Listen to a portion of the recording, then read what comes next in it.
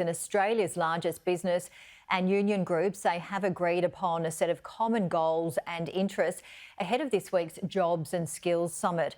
But division remains over the contentious issue of multi-employer bargaining. Let's go live now to our political reporter Cameron Redden in Canberra. Cam, now this is a rare display of unity from workers and employers. It is, Janie, a show of goodwill, or good faith at least, ahead of this week's Jobs Summit in Canberra. A list of 5 points of common interest between the nation's largest union groups and also the nation's largest business groups.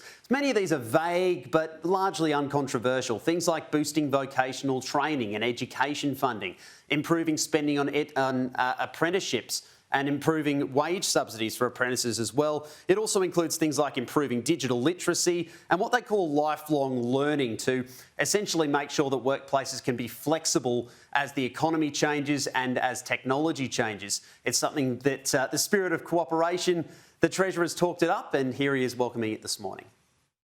This statement released today is an important indication of people's willingness to see where there are common interests, see where we can move forward together. And really, I have detected over the last 3 months or so, but particularly in recent weeks, a real hunger for some real talk about our economic challenges and a real appetite to work together to address them.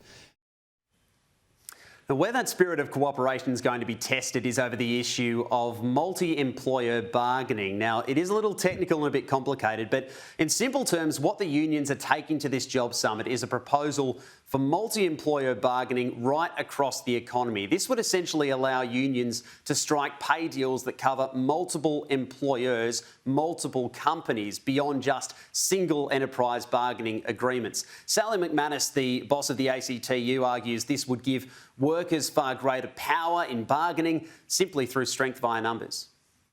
We think it should be open to all. There's not more strikes, there's more pay rises. I mean, essentially, when workers have an option to do that, obviously it means they're more likely to get a better outcome and get that better outcome quickly. I think across the economy, this would be a very risky thing to do and have some very serious unintended consequences. Businesses tried to smother this issue, arguing that it's essentially a duplication of the current awards system and that this could be a problem for small businesses that might not be able to pay the same wages that others in their industry might. The Treasurer hasn't quite endorsed this idea. He stopped short of that, but he has said that the idea is welcome for discussion at the Job Summit this week. Well, I think any idea that is about getting wages growing again after almost a decade of deliberate wage suppression and wage stagnation belongs at the summit. I think enterprise bargaining is broken. If there are ways to fix it so we get that sustainable wages growth, then we should be looking at it.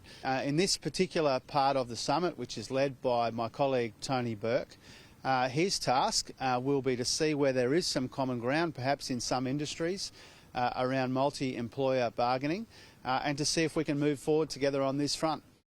And Cam, the Nationals leader, is talking up his role at the summit while also talking down the event itself. He is, Janie. He's stuck a bit between a rock and a hard place, David Littleproud, because as we know, he'll be the only representative of the opposition at this summit when it begins on Thursday. The opposition leader, Peter Dutton, has rejected his invite. He called the whole event a political stunt. But David Littleproud, while he's endorsed that sentiment from the opposition leader this morning, he's also made the point that he didn't want to turn down an opportunity to discuss issues affecting regional workers. He obviously doesn't believe that this is anything other than a political stunt, and I don't necessarily disagree with him, but there is a rarity in which regional Australia gets a voice heard, and we just took a pragmatic decision, no matter how hollow that is. We were only an afterthought, but I don't intend to let the opportunity go by to prosecute the case for regional rural Australia. I want to actually be pragmatic. More than 140 seats at the table, Janie. It all begins this Thursday here in Canberra. Yep, not too far away. Thanks very much, Cam Redden.